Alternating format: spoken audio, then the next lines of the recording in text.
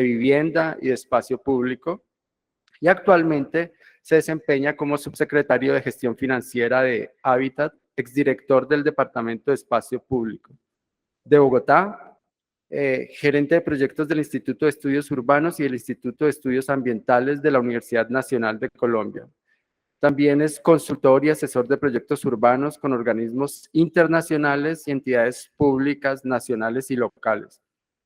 Es miembro de la Comisión de Planeamiento Urbano UCLG, United Cities and Local Governments, y colaborador de la Bienal Internacional de Espacio Público de Roma. Bienvenido, Nelson Jiménez, tiene la palabra.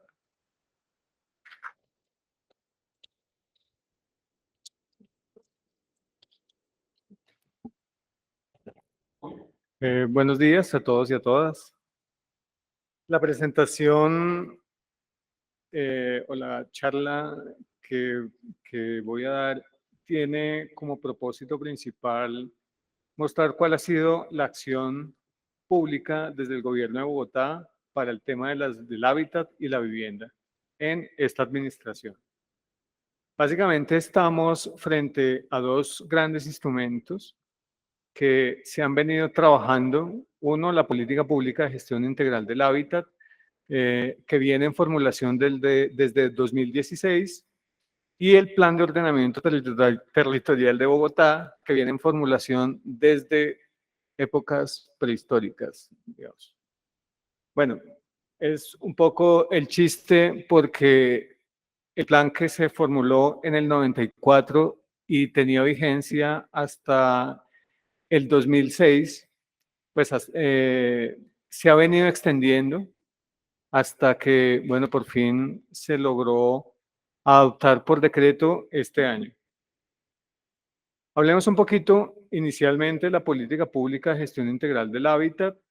Es una política que pretende, por un lado, corregir un poco los desequilibrios que tenemos en la ciudad.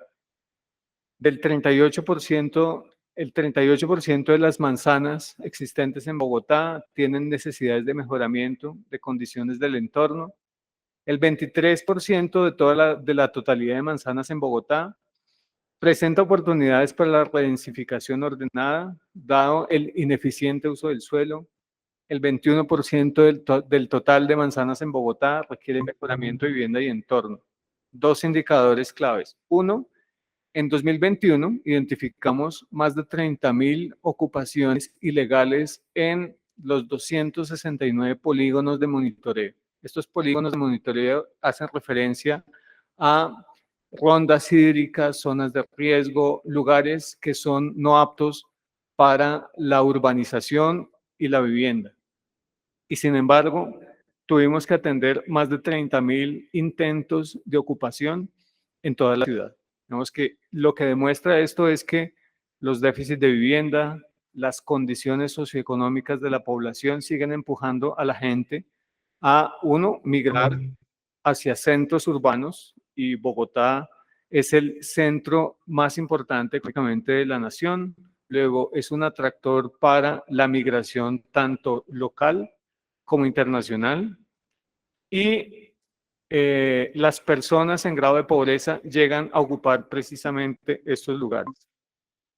Otro indicador importante, las deficiencias en cobertura verde que impactan la calidad del aire y el paisaje urbano. Entonces, vemos que hay unas localidades como Santa Fe, por el Parque Nacional, que tienen un importante cobertura verde, pero otras como Ciudad Bolívar, que es una de las localidades más densamente pobladas, tiene unas coberturas verdes muy deficientes.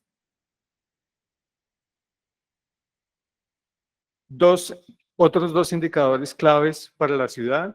El déficit de espacio público. Vemos que lo que aparece en el mapa de la izquierda como azul claro son las áreas más deficitarias en términos de espacio público.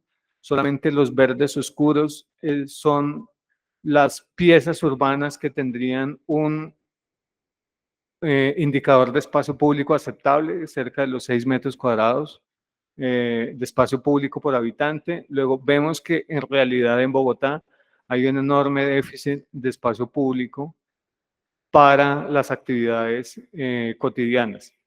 Lo mismo sucede con la disponibilidad de acceso a equipamientos.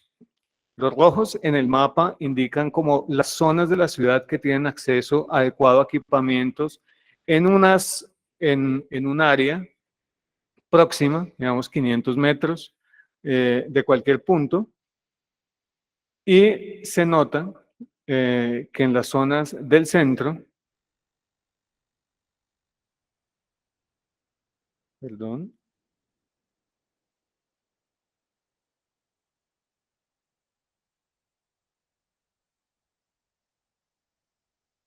que estas zonas del centro son las que están mejor dotadas de equipamientos, sabiendo que todas las áreas del borde urbano de Bogotá tienen déficit de equipamientos. Nosotros históricamente hemos adelantado procesos de urbanización incompletos. Y esto se da básicamente por el diseño de la política pública en términos de ordenamiento territorial. La ley 388, por ejemplo, definió que era una carga urbanística el suelo para equipamientos, pero no introdujo la construcción de los equipamientos como una carga urbanística, sino se la dejó al presupuesto público.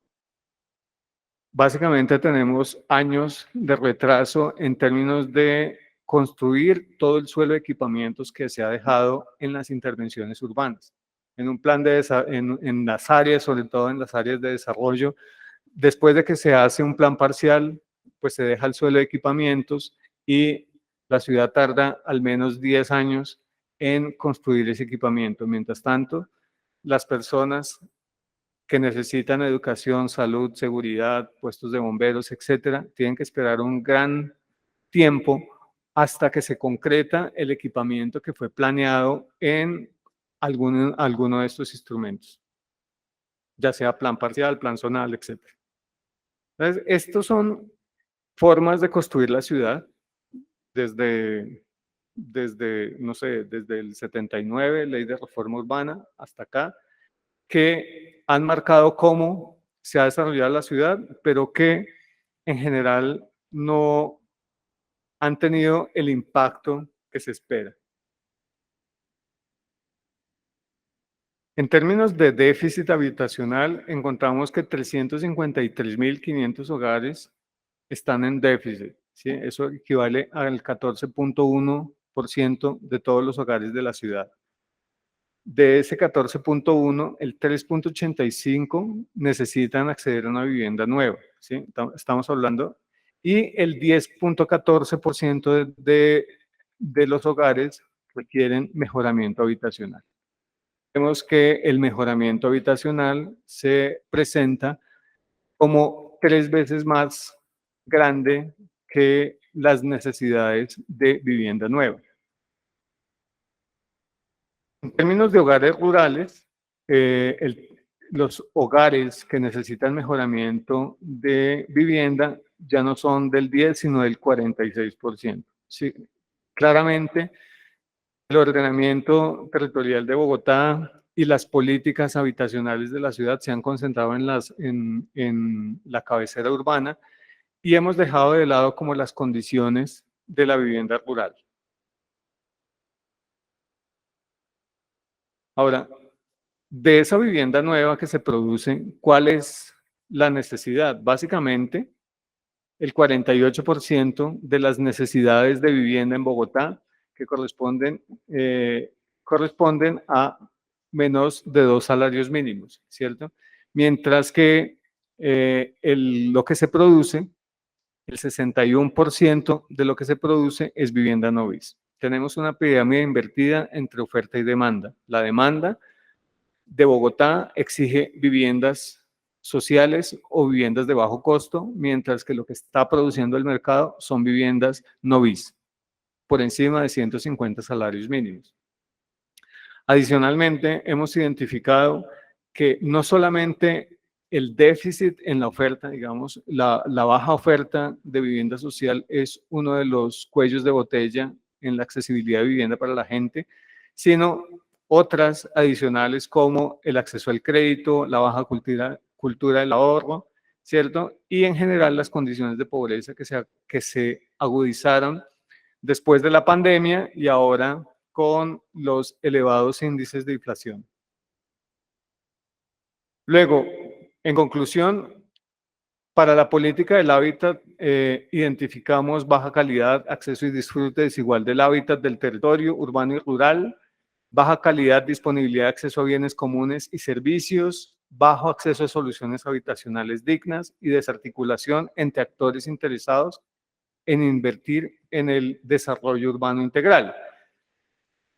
Esto nos lleva a formular una política cuyo objetivo es mejorar la calidad del hábitat urbano y rural, incluyendo lo rural, hago énfasis, por medio de una gestión integral del territorio, de la producción, acceso a soluciones habitacionales soportada en criterios de desarrollo territorial, equidad, sostenibilidad ambiental y eficiencia institucional. Entonces, tenemos 3 objetivos estratégicos y varias estratégicas.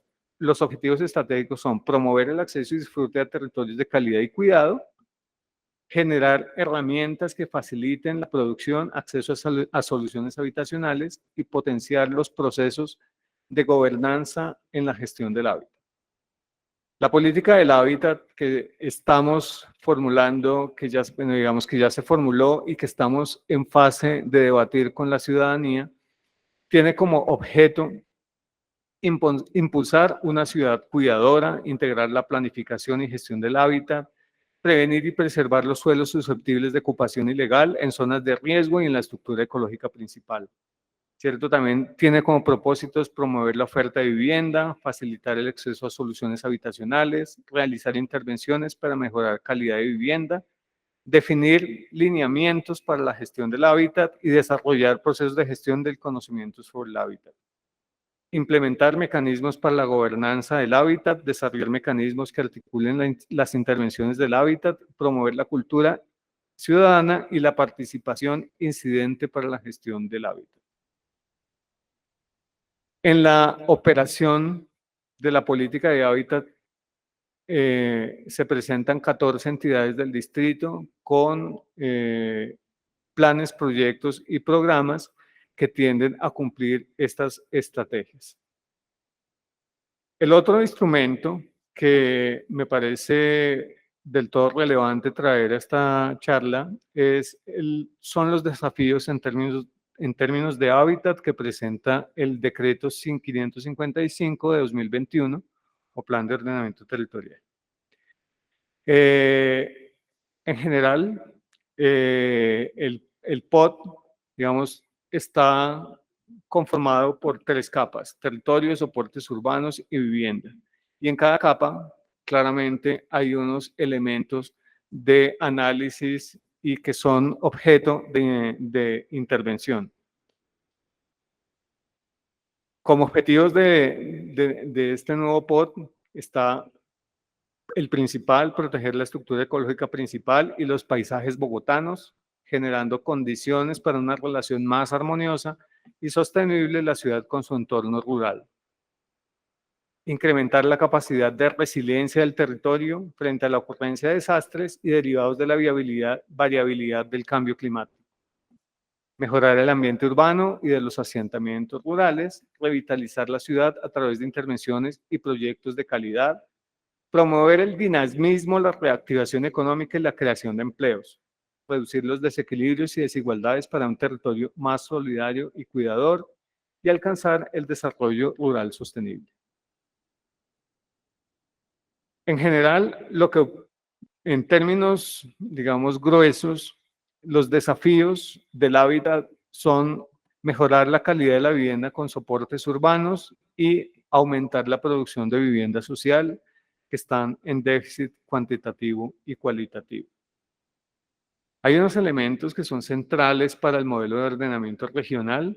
Digamos que en la reformulación del POT de 2004 se daba mucha importancia al contexto regional. Sin embargo, la imposibilidad de desarrollar la imposibilidad de avanzar en instrumentos concretos de integración regional, pues tenemos la RAPE, que es una región administrativa. Sin embargo, ahí no se compromete más que la voluntad de los gobernantes, ¿cierto? Pero no hay un tema vinculante de fondo. Y ahora, con la discusión del área metropolitana, queremos llegar a unos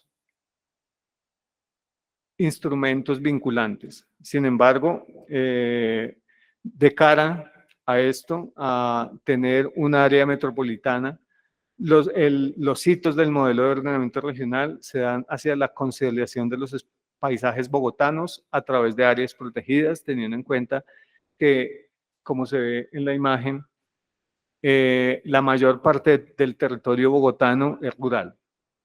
2, la organización de las formas de relación entre el espacio construido y el río Bogotá como un aspecto ambiental altamente prioritario para la sostenibilidad de la ciudad.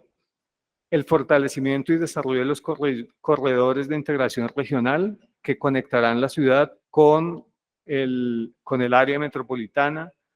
La construcción de los sistemas maestros de colectores, interceptores y plantas de descontaminación de aguas residuales domésticas. El mejoramiento de la capacidad vial de accesos a Bogotá y los servicios asociados al transporte.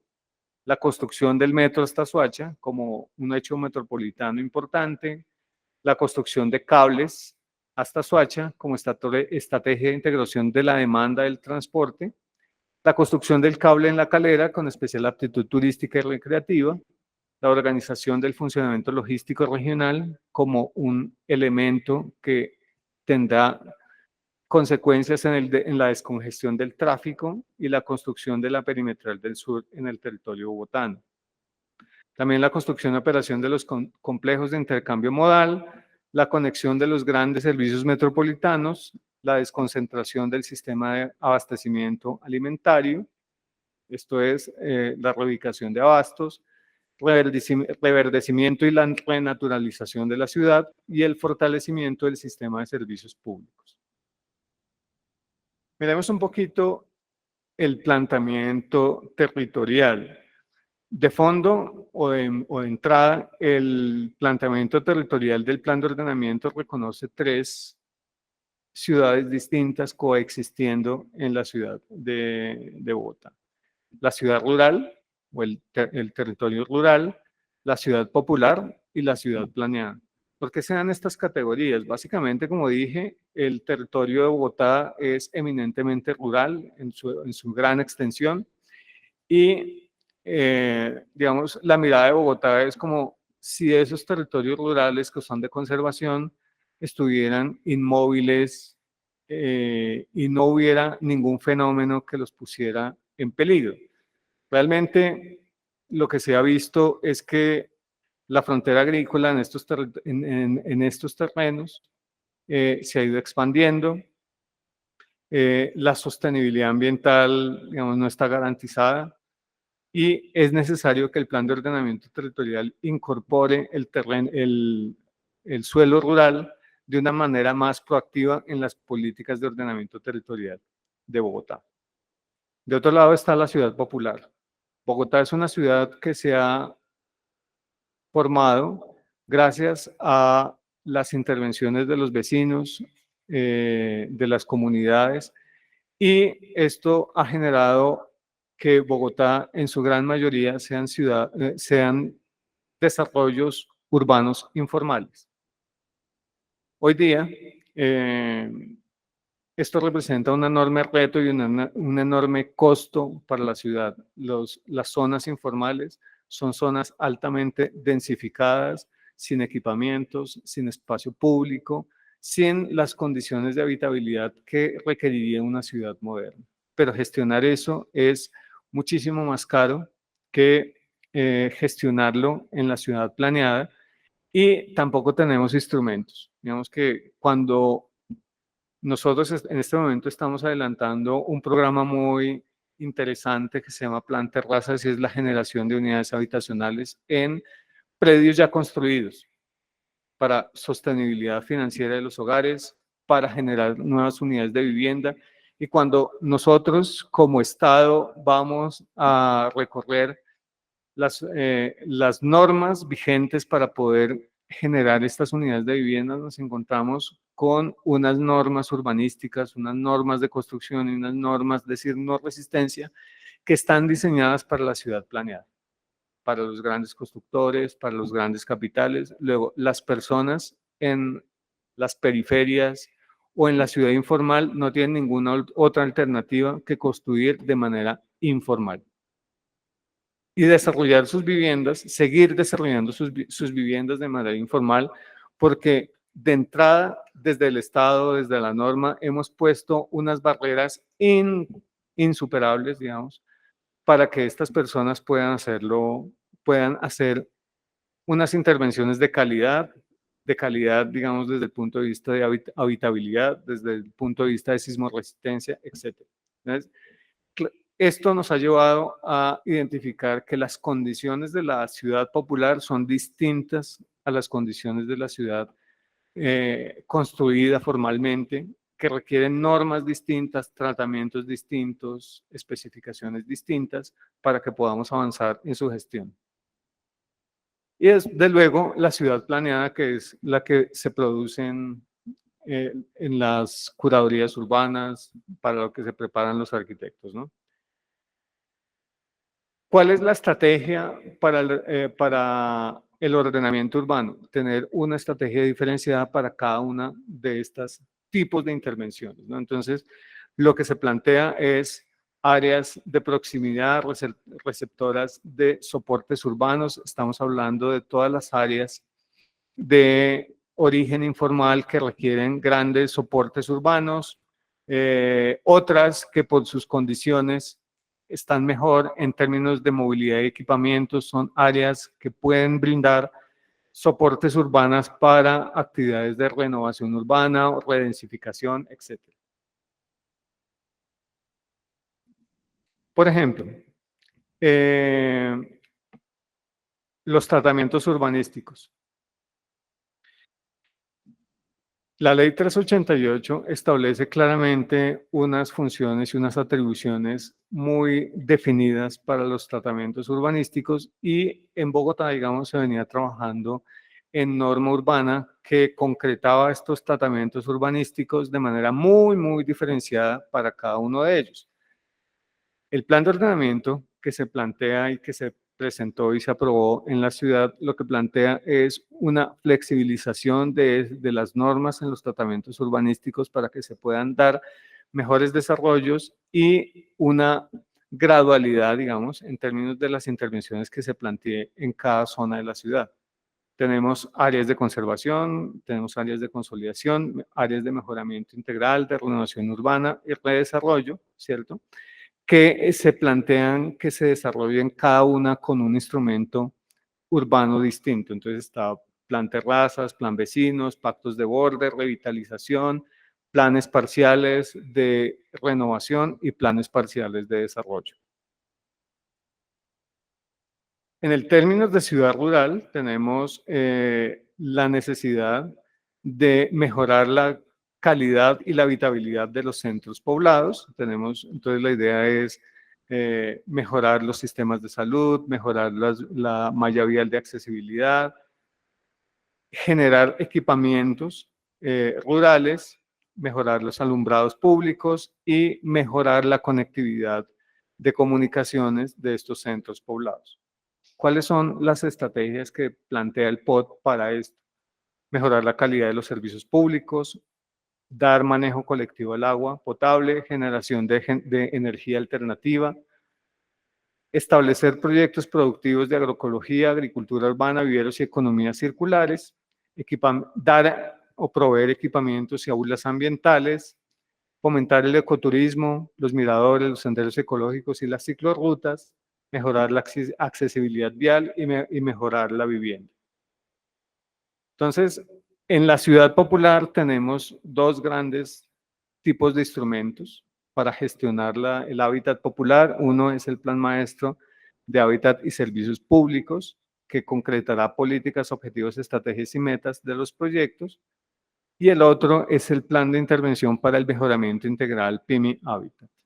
Este segundo, digamos que que no existía en el POT anterior, intenta concretar un programa de hábitat y vivienda, ¿cierto?, a través de la coordinación de las acciones y actuaciones institucionales para definir plazos, actores, recursos y estrategias. Básicamente, el PIMI incorpora la metodología de desarrollo por proyecto, luego en la inserción de los programas y proyectos estratégicos urbanos, se han definido proyectos que servirán de detonantes para mejorar el hábitat urbano y el espacio público y los equipamientos en estas áreas de ciudad popular. ¿Cuáles son las estrategias que plantea el POT para esto? Legalización de asentamientos humanos, formalización de barrios legalizados, plan vecinos, que es un instrumento intermedio entre plan parcial y digamos, el instrumento de renovación de manzana, que plantea una escala de intervención pequeña, entre 3, 4 manzanas, que sea muy gestionable y que pueda dar sostenibilidad a una intervención en las áreas de mejoramiento integral. Plan terrazas, que es la promoción de la construcción de viviendas en unidades ya construidas, segundas viviendas, etcétera. Proyectos de mejoramiento de entorno y hábitat, que es lo que viene haciendo la Secretaría del Hábitat a través de sus programas de mejoramiento integral de barrios, la construcción de vías, construcción de espacio público, dotación de equipamientos, saneamiento y titulación, entendiendo que son dos elementos que son centrales para hacer que la propiedad sea funcional al crecimiento económico. La curaduría pública social que se desarrolló y se dio al servicio de la ciudadanía en el año 2021. No sé si conocen la experiencia. Se hizo una modificación de la ley de vivienda de tal manera que en Bogotá o en las áreas de mejoramiento integral las licencias de urbanismo y de construcción ya no fueran a la curaduría pública, perdón, a la curaduría normal, sino se creó una curaduría pública en la Caja de la Vivienda Popular que a muy bajo costo o costo cero tramita licencias y permisos de reconocimiento y de ampliación a las viviendas del hábitat popular. Esto es una apuesta muy importante del gobierno para bajar las barreras que tienen los hogares para poder hacer intervenciones cualificadas en sus viviendas. Y el monitoreo y control urbanístico, que es necesario para evitar nuevos procesos de urbanización en zonas no urbanizables. En términos de la ciudad planeada, el plan de ordenamiento propone 25 actuaciones estratégicas para el desarrollo de piezas urbanas. Esto involucra más de 7.500 hectáreas con acciones e inversiones de la administración distrital, el sector privado y en general la ciudadanía de Bogotá. 15 de estas 25 actuaciones son prioritarias para la política de hábitat por su vocación en la producción de vivienda y 5 de estas están a cargo de la Secretaría del Hábitat. Una de ellas, la primera, es el desarrollo de Lagos de Torca. Como ustedes saben, esto es uno de los desarrollos más importantes que se está adelantando en Bogotá actualmente. Aquí se planea la construcción de 126.000 viviendas y parte de lo que ha hecho esta administración es tratar de incorporar equipamientos y zonas de trabajo en Lagos de Torca para que sea realidad la ciudad de 15 minutos de la que habla la actual administración. Estamos hablando de una zona que va desde la calle 170 hasta casi el límite con Chía. Es una zona de desarrollo urbano que se ha conformado, se ha configurado gracias al uso de instrumentos novedosos de gestión de suelo y de financiación urbana, que digamos, tiene el potencial de convertirse en una de las zonas más prósperas y más importantes de la ciudad. En este momento ya hemos arrancado con la construcción de proyectos. En los próximos días se dará inicio a la construcción de la Avenida Polo, que es una de las principales avenidas en esta zona, y prácticamente ya se han vendido más de 20.000 viviendas en el último año en esta zona de la ciudad. Otra de las intervenciones importantes se da al noroccidente de Bogotá, es la ciudadela educativa y del cuidado. Es una porción, es una pieza urbana muy interesante que usa digamos, las ventajas de la ubicación de la segunda línea del metro, que irá hasta Suba y Engativá, para generar un área de renovación urbana muy importante que se plantea financiarse a través de un instrumento económico parecido al que se usó en Lagos de Torca. En Lagos de Torca se fue las URAS, o Unidad de Financiamiento Urbano, que es muy parecido, digamos, al SECPAC brasileño, en el cual los desarrolladores privados pagan el desarrollo urbanístico, las intervenciones para servicios públicos, las vías, digamos, las cargas urbanas y locales, y sacan, digamos, el retorno de su inversión es la edificabilidad que se les da. Esta ciudadela educativa y del cuidado está en fase de planeación y la idea es sacar un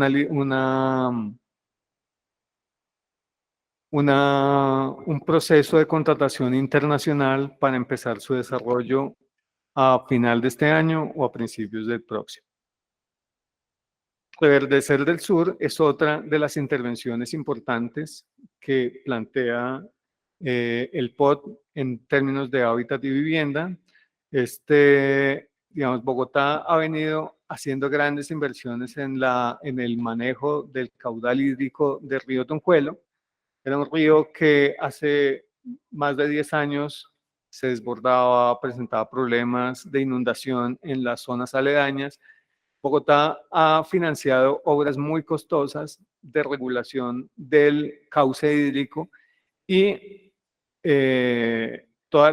digamos, esta es una zona que estaba principalmente dedicada a la extracción minera. Hoy día hay cárcavas, hay minas, pues todavía con títulos mineros vigentes, etcétera, y la idea es sacar toda la producción minera de esta zona, acabar, digamos, con esa actividad comercial y volver el río Tunjuelo un gran parque con un desarrollo urbano de cerca de 56.000 viviendas que se producirán aquí y que tienen potencial también para convertir esta área de la ciudad en un importante nodo de desarrollo ambiental y urbano en el sur de Bogotá. Por último, está la renovación urbana con enfoque de revitalización. Digamos que había una discusión muy fuerte entre el POT anterior y sobre el papel de la renovación urbana, ¿cierto? Se planteaba si la renovación urbana debería darse en un área extensa de la ciudad. En el POT, digamos, en la propuesta anterior, se planteaban algo como 9.000 hectáreas de suelo de renovación. Ese es un área que cambió drásticamente, se redujo drásticamente en el POT actual, y el carácter principal de las áreas de renovación son revitalización. Digamos que lo que se plantea es un tipo de intervención que no borre el patrimonio histórico de la ciudad, que no borre, digamos, la memoria histórica, sino que adecue en su gran mayoría estructuras, espacios públicos, infraestructuras a las necesidades modernas y se pueda dar un proceso de revitalización sin empezar de cero. En el tema de los soportes urbanos, Las estrategias están dadas a aumentar el espacio público y los equipamientos. Entonces, desde Hábitat se promueven los ecobarrios, los bordes de la gestión de los bordes de la estructura ecológica principal, barrios y centros poblados. Tenemos un programa que se llama Barrios Vitales, cuyo objeto es mejorar la malla vial de barrios deteriorados y mejorar los espacios públicos asociados.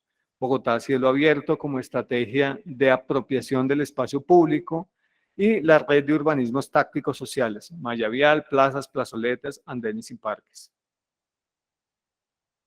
Para el tema de los equipamientos, se introduce mucho el concepto de la ciudad del cuidado. Este concepto hace referencia a la necesidad de cuidar a la población y sobre todo cuidar a las personas más vulnerables. En el marco del sistema de cuidado se han desarrollado las manzanas de cuidado, que son nodos de equipamientos que plantean la posibilidad de que todas las personas que se dediquen al cuidado de otras durante más de 8 horas puedan dejar, digamos, puedan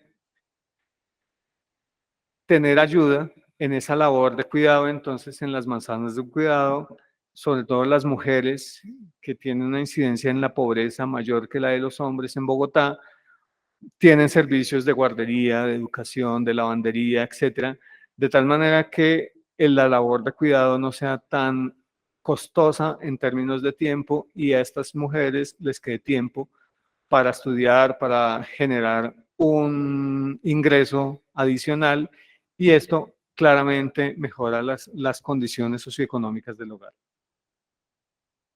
Un elemento importante es que el plan de ordenamiento plantea una flexibilidad en la implantación de los equipamientos. Mucho bregamos nosotros cuando planteamos, por ejemplo, la incorporación de un colegio o un centro de salud en algún lote vacío o no tan densificado en la ciudad, y nos encontrábamos que los usos del suelo eran muy estrictos y no permitían, digamos, la incorporación de equipamientos en todas las zonas de ciudad.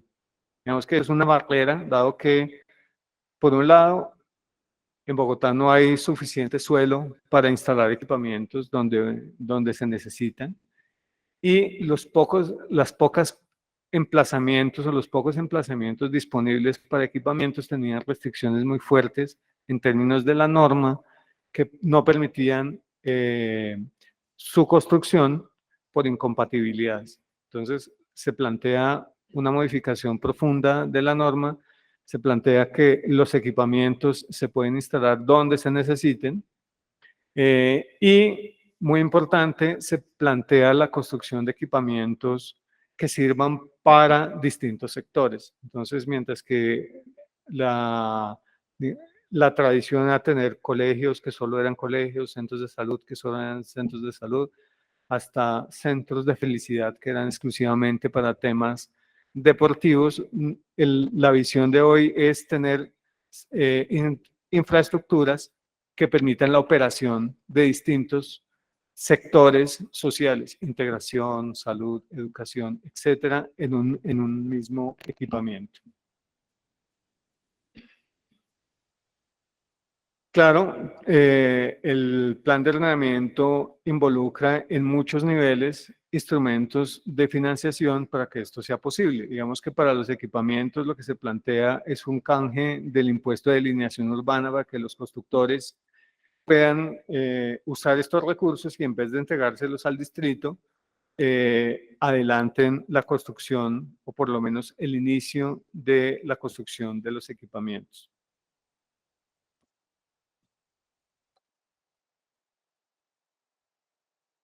Un tema que generó mucho debate en la discusión del plan de ordenamiento fue precisamente el tema de la calidad de la vivienda. En Colombia, la vivienda social se define exclusivamente por el precio. Entonces tenemos viviendas de interés prioritario de 90 salarios y viviendas de interés social de 150 salarios. ¿Qué implica esto? Que sean de 90 o de 150 salarios. Nada, digamos que la creatividad o interés del gremio constructor era la que definía cuáles eran las características de área, acabados, localización y morfología de la vivienda. Mientras no pasara de 90 salarios o mientras no pasara de 150 salarios, no habían límites hacia arriba o hacia abajo en términos de la calidad de la vivienda. ¿Qué estábamos viendo? Que en general en Bogotá se estaba produciendo vivienda de interés social o de interés prioritario, que se vendía como vivienda social, pero pues que no tenía ninguna característica que pudiera albergar hogares de ingresos menores a 2 salarios mínimos. Viviendas localizadas en zonas de estratos 4 o 5 con áreas de 16 a 25 metros cuadrados, con digamos, unas limitaciones en el acceso, y esto era lo que se estaba produciendo como vivienda de interés social. Claro, esto se facilitaba gracias a flexibilidades, por ejemplo, en la construcción, en el pago de las cargas urbanísticas asociadas a vivienda, por ejemplo, el pago de la vivienda en dinero o el traslado, digamos, indiscriminado de la vivienda de obligación a zonas donde no habían sido priorizadas por la administración. Encontramos que en general el 58% de los hogares en Bogotá tiene 3 o más personas, el 42% de los hogares son de jefatura femenina, apenas el 21% de los hogares son unipersonales, ¿cierto? El 27% de los hogares está conformado por población joven, el 12.5% está conformado por adultos mayores. Y digamos que estas gráficas me parecen de la mayor relevancia. En general, cuando uno mira cuáles son los hogares que necesitan vivienda en Bogotá, se da cuenta que el 48% son hogares con ingresos inferiores a 2 salarios mínimos y el 27% son hogares con ingresos de 2 hasta 4 salarios mínimos. Significa que el 75% de la demanda está conformada por hogares con ingresos de máximo 4 salarios mínimos.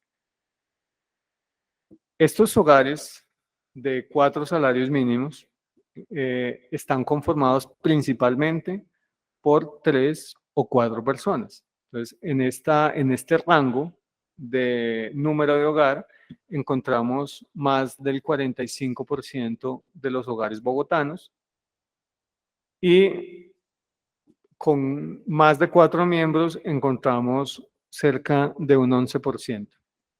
Luego teníamos un 85% de hogares entre 3 y 6 personas. ¿Qué decisiones motiva esto? Había un debate muy importante sobre si el área de la vivienda se debería dejar al mercado, y cada vez estaban construyendo viviendas más pequeñas, ¿cierto? Pues realmente lo que muestran las cifras y las tendencias poblacionales, incluso medidas en el censo de 2018, muestran que por lo menos durante la vigencia del POT, esta conformación del tamaño del hogar no va a cambiar mucho. Luego, no tiene mucho sentido estar promoviendo la construcción de vivienda social de 16 o 20 metros cuadrados, porque son viviendas que no son funcionales para las necesidades de los hogares bogotanos. De otro lado, la pandemia nos dejó como lección que el hogar también es un sitio de trabajo. Luego, hogares muy pequeños o viviendas muy pequeñas que no permitan la instalación de un lugar de trabajo son viviendas que no son funcionales, digamos, para el teletrabajo o por lo menos para el tipo de trabajo mixto que se está imponiendo hoy día, ¿cierto? Y digamos que el tema de el acceso a la vivienda también pasa por el tema de la financiación. En el gráfico de la derecha vemos como la capacidad de de endeudamiento de los hogares en esta línea roja que va como desde 40 salarios mínimos en hogares que ganan un salario mínimo en crédito hipotecario hasta, digamos, 3.8 salarios mínimos, digamos, 150, ¿cierto? Entonces, lo que podemos decir es que un hogar que gana 4 salarios mínimos podría comprar una vivienda de 150 salarios, ¿cierto?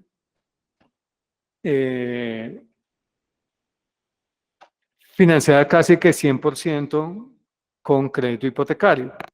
Pero la verdad es que la cuota inicial hace que sea muy difícil acceder a una vivienda en estas condiciones. Por eso, digamos que aquí se ve el rol importante que tienen los subsidios de vivienda para que estas personas que les prestan máximo 40 salarios, ¿cierto?, alcancen una vivienda de 90 salarios, una vivienda de interés prioritario.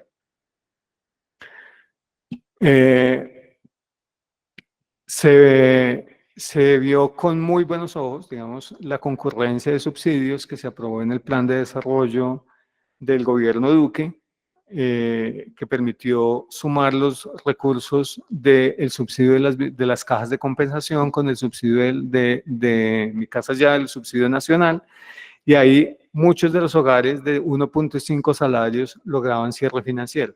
Sin embargo, existe todavía un déficit precisamente en este segmento de la población que tiene ingresos desde 1 hasta 1.4 salarios mínimos. Estos hogares todavía no pueden pagar una vivienda ni siquiera de 90 salarios mínimos, que es la vivienda más barata en nuestra normativa. Por eso, dentro del plan de ordenamiento territorial y como política territorial, se plantea que la ciudad debe dar un subsidio diferencial a este tipo de hogares, concentrándose específicamente en hogares con ingresos de 1 a 1.5 salarios mínimos. Hay que decir que el 70% de los hogares que están inscritos en una caja de compensación son hogares que ganan máximo un salario mínimo. Esto plantea que todavía las necesidades de vivienda social y las necesidades de tener vivienda digna de hasta 90 salarios son necesidades fundamentales en la ciudad. Digamos, este es el promedio de iniciación de viviendas y en general vemos que las BIS y BIP equivalen a 11.000 viviendas de 32, el 30%, mientras que el 70% son viviendas no BIS. Digamos que esa es la realidad de las viviendas que se producen y de las viviendas sociales, que son esas 11.227 que se vienen dando como iniciaciones, apenas 10% son viviendas de interés prioritario.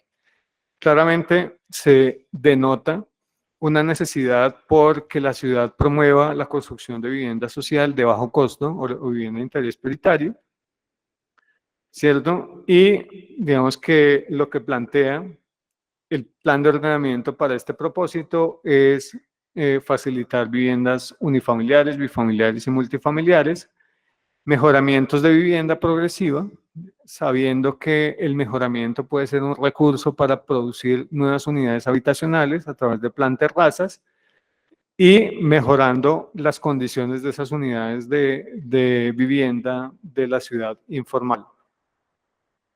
El plan plantea el reuso de edificaciones con condiciones para incentivar la construcción de viviendas BIS y BIP, la vivienda en arriendo como una modalidad, como una solución habitacional completamente plausible que se separa un poquito de la tradición de la vivienda propia, la vivienda pública social de la que esperamos empezar un piloto este mismo año, la vivienda colectiva que ya fue regulada por un decreto de planeación distrital, la vivienda productiva, la vivienda de interés cultural urbana y rural y la densificación del suelo público.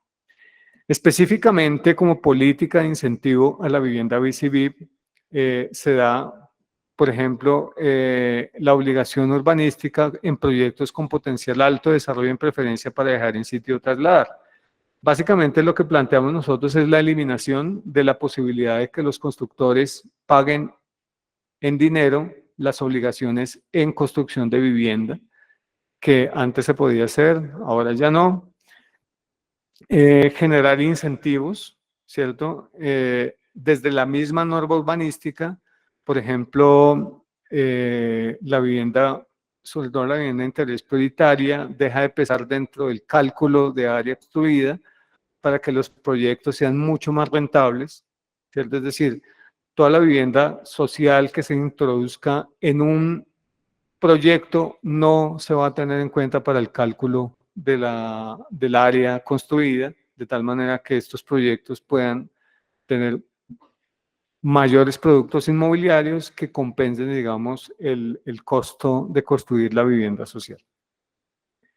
Mayores alturas para predios que desarrollen el 70% del área construido BIS o el 50% del área construido de vivienda de interés prioritario. Esto también es muy interesante porque quien construya vivienda social puede construir, dependiendo de la zona de la ciudad, 4 o 5 pisos adicionales sin pagar derechos de construcción adicional. Mecanismos para agenciar vivienda de interés social e interés prioritario en suelo público. Seguimos en la tarea de habilitar suelo público a través de la empresa de renovación urbana y habilitar suelo para construir vivienda social y la promoción de incentivos para promover el reuso de edificaciones para producir BCB, sobre todo en áreas céntricas. Bueno, también ahí está el tema de incorporar un área mínima en el desarrollo de vivienda, precisamente por el análisis que hacíamos en el tamaño de los hogares, las necesidades de vivienda. Entonces, encontramos que para tratamientos de desarrollo, la vivienda de obligación tiene un área mínima de 42 metros y para áreas de conservación, consolidación, mejoramiento y renovación, la vivienda tendrá un área mínima de 36 metros cuadrados.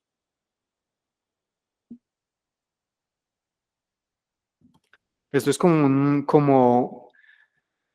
bueno, la norma general, por supuesto, tiene algunas modulaciones en el trámite de los instrumentos de planeación. Por ejemplo, en el Plan de Ordenamiento Zonal de Lagos de Torca, se llegó a un consenso de que la vivienda debería ser de 42 metros cuadrados, ¿cierto? En el POSUSME, la vivienda empezó en 40 para interés social, interés prioritario, perdón, y se fijó un estándar de 52 metros cuadrados para viviendas de más de 135 salarios mínimos.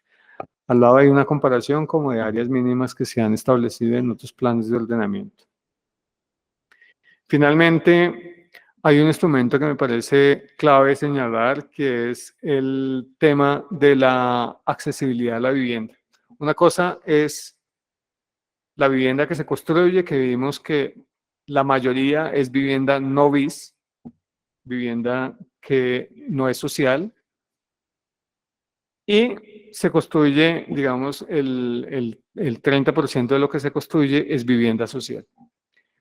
Pero hay problemas aún con la focalización de esas viviendas. Digamos que lo que hemos visto es que el 30% de la vivienda que se construye, que en los últimos años estaba sobre las 20.000 viviendas sociales, no tiene reglas sobre a quién se focalizan.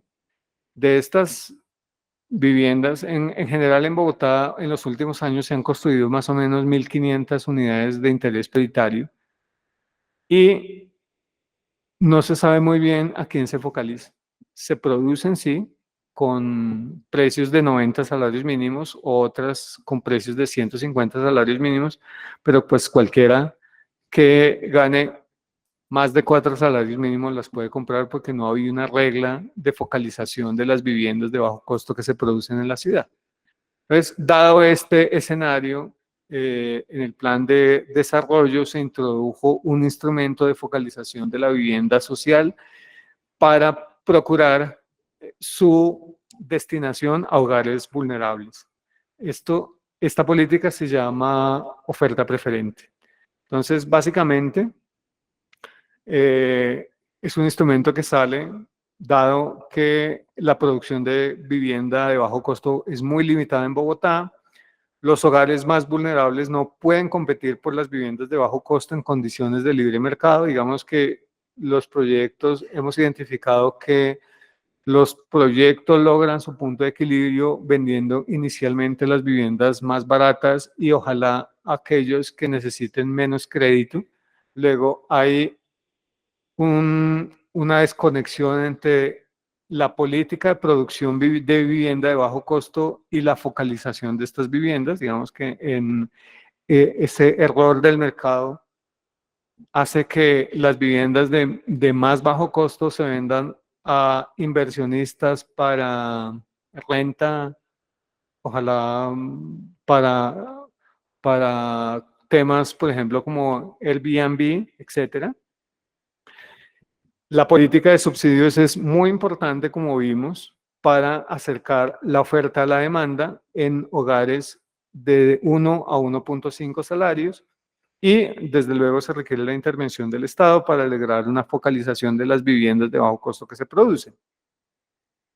Entonces, este instrumento se llama Manual de Oferta de Vivienda de Interés Social e Interés Prioritario, oferta preferente, y en general lo que plantea es que las viviendas de bajo costo, las viviendas tanto de interés prioritario como de interés social que se producen en Bogotá, se deben ofertar a la Secretaría del Hábitat antes que a cualquier ciudadano o a cualquier actor del mercado, para que sea la Secretaría del Hábitat quien focalice estas viviendas. En este momento nosotros, por ejemplo, desde octubre del año pasado hasta este momento, hemos separado más de 3.500 unidades de vivienda de bajo costo que se han producido y que hemos podido focalizar a hogares de muy bajo ingreso y de alta vulnerabilidad. Estamos hablando de hogares víctimas del conflicto armado, hogares conformados por adultos mayores,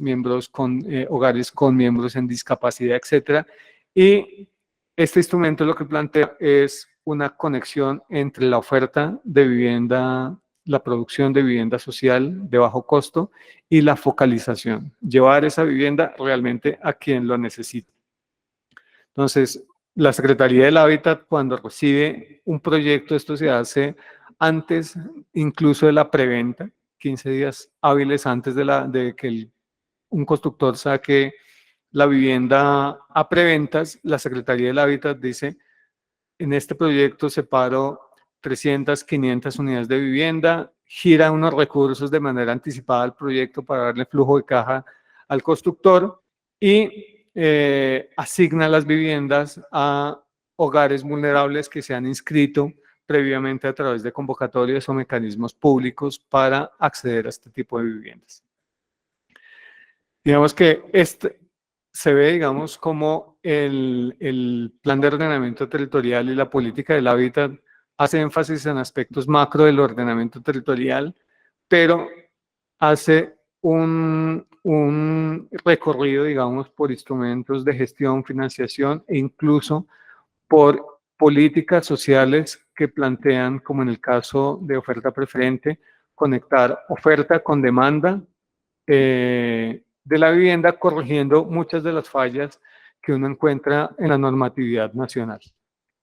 Bueno, espero que haya sido de su interés y agradezco su presencia en este espacio.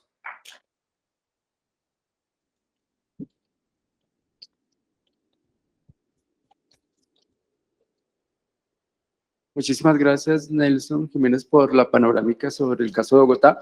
Yo quería dirigirme a ustedes para ver si tienen alguna pregunta.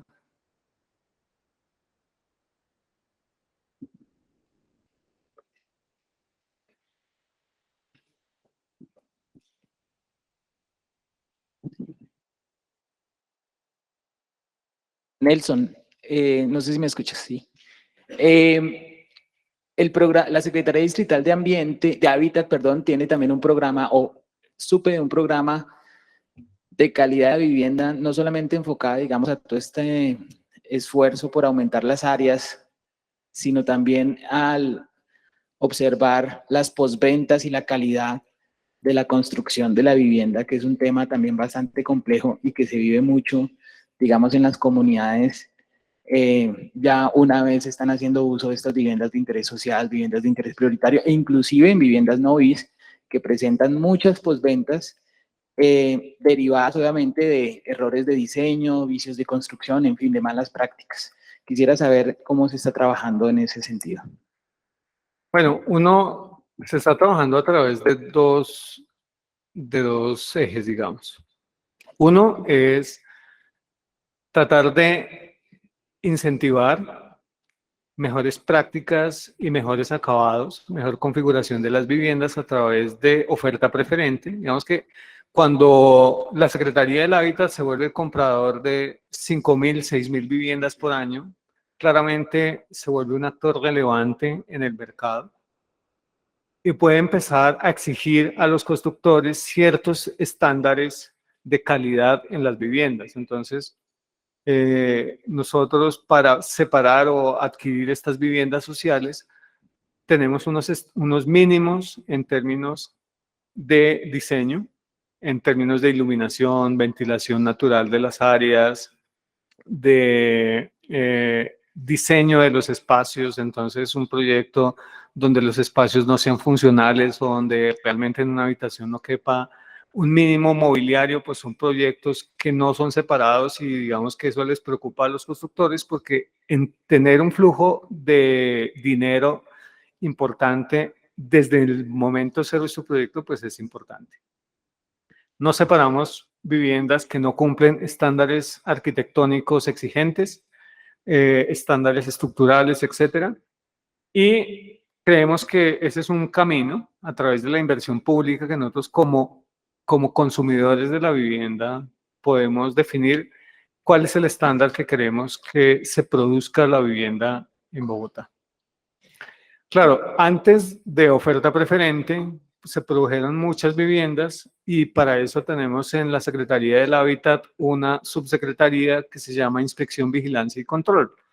Ahí tenemos un programa de mejor, como unos mínimos de estándares que estamos evaluando de manera proactiva en los proyectos que se producen y podemos encontrar, digamos, en la página de Hábitat como un reporte de las fallas más recurrentes que encontramos en los proyectos de vivienda nueva en Bogotá.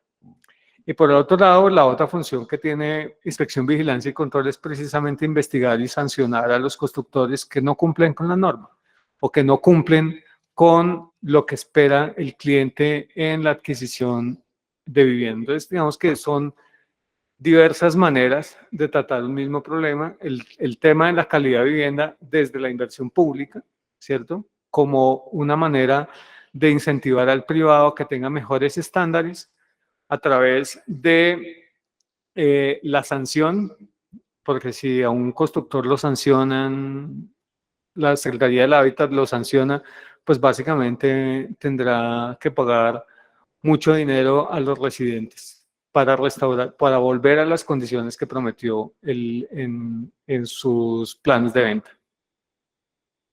Tenemos otras dos preguntas antes de la siguiente conferencia. Hola Camilo, muchas gracias por la presentación, muy enriquecedora. Y quería, bueno, primero que todo preguntar si es que este plan lo podía encontrar en alguna plataforma para estudiarlo y desglosarlo de mejor manera.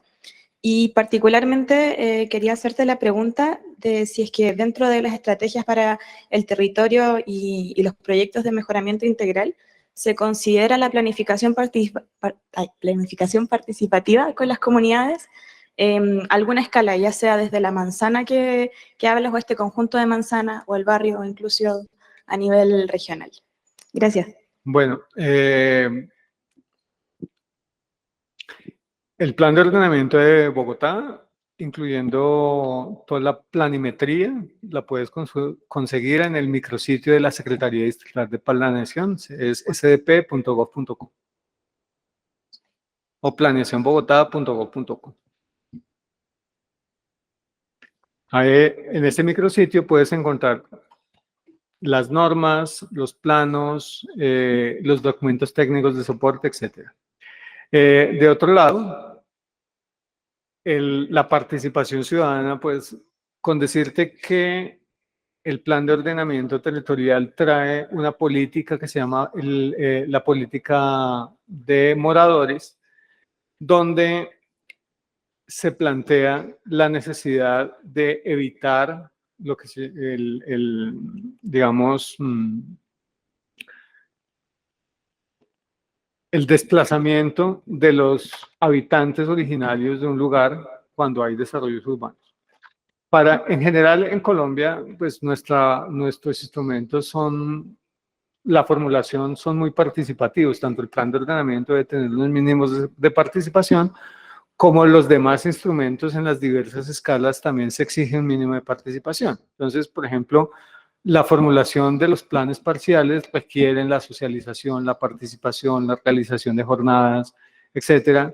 Digamos que eso está establecido dentro de la norma de formulación de cada instrumento. Y ya para los proyectos de mejoramiento, la Secretaría de Hábitat sí hace realmente procesos de participación muy activos en los territorios para que sean las comunidades las que propongan, digamos, los tipos de equipamiento que necesitan, los tipos de intervenciones que tengan o la priorización de una obra sobre otra. Hace poco tuvimos la tercera versión de obras con saldo pedagógico, que son obras acometidas por la comunidad, donde la administración les da un presupuesto para que sean las mismas comunidades las que ejecuten las obras que se necesitan. ¿Qué tal? Buen día. Con respecto al instrumento de planeación, finalmente recae en este tema ya de los objetivos y líneas de acción. Y finalmente, dentro del mismo instrumento también están enlazadas ya específicamente con aspectos presupuestales. Hay un enlace finalmente con el aspecto económico que implica el llevar a cabo todas estas líneas de acción, o bueno, se da esto ya de manera independiente. Bien, cuando nosotros proponemos en el marco del plan de ordenamiento territorial o de la política de hábitat una intervención, normalmente cuando se incorpora en la normatividad ya con una modelación financiera. Y esa modelación financiera resulta de no solamente aplicar los presupuestos públicos que sabemos que van a estar disponibles en las vigencias en las que se desarrolle el proyecto, sino además del flujo de capital privado que se requiere. Entonces, por ejemplo, Lagos de Torca, la Ciudadela Educativa y del Cuidado o Reverdecer, para que puedan salir, digamos, se hacen modelaciones donde se establece como una rentabilidad mínima y una viabilidad financiera para que se pueda plasmar en la norma. Entonces, por decir algo, nosotros calculamos los precios de suelo, los valores de reconvertir ese suelo en áreas aptas para urbanizar, etcétera.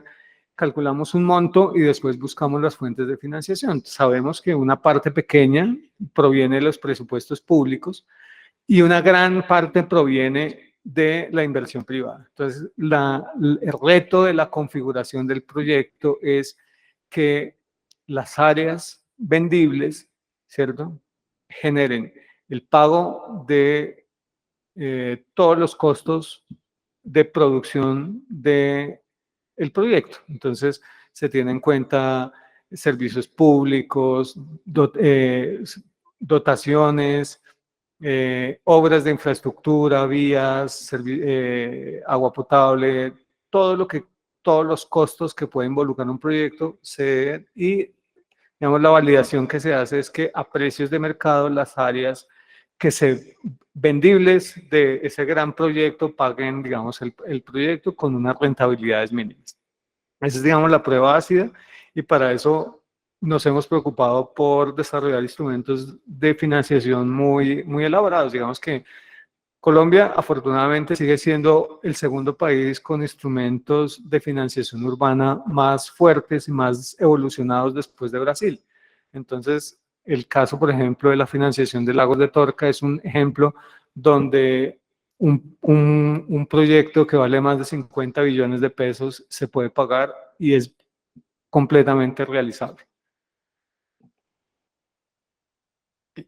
Muchas gracias por compartir la experiencia. Mi nombre es Soria Alexander Morales, soy de la ciudad de Popayán, una ciudad histórica que después del terremoto de 1983 se reconfigura precisamente desde el fenómeno de asentamientos urbanos. Lo relaciono mucho con la exposición, con ese concepto de la ciudad popular.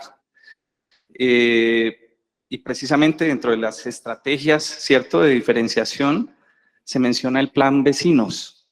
Menciona que es una estrategia preliminar a lo que puede ser un plan parcial, obviamente guardando contextos y proporciones entre Bogotá y Popayán. ¿Podría, por favor, ampliar un poco ese concepto del plan vecinos? Bueno, el plan vecinos nace como la necesidad de tener un instrumento de gestión urbana mucho más pequeño que el plan parcial, pero más grande que el desarrollo al que estamos acostumbrados de predio a predio, ¿cierto? Entonces, esto vale, digamos, para áreas de mejoramiento donde los déficits de espacio público y de equipamiento son altos. Lo que se plantea es intervención entre 1 y 4 manzanas, que sea en una escala muy pequeña, donde se pueda dar como la posibilidad de que los habitantes tengan unas soluciones habitacionales intermedias mientras se desarrollan estas 4 manzanas o de 1 a 4 manzanas, y que ellos retornen ahí al mismo lugar donde estaban viviendo, pero en una producción de vivienda digna que genere espacio público. Lo que se plantea, digamos, básicamente es, 1, evitar la gentrificación, básicamente. 2, generar una escala de intervención que le sirva al sector constructor, que no sea ni tan pequeño, que no sea rentable, ni tan grande que necesite grandes trámites en las oficinas o en las urbanas para que pueda salir, ¿cierto? Que sean intervenciones pequeñas, manejables, pero que sean muy realizables y que a partir de varias intervenciones se pueda cualificar una zona más amplia de la ciudad. Es básicamente esto. Las normas están dadas, como preguntaba el participante anterior, para que sea financieramente viable. La intervención, que las normas en términos de dotación o cargas urbanísticas, cargas de espacio público, etcétera, estén equilibradas para que la intervención de estas manzanas sea rentable, digamos, desde el punto de vista financiero.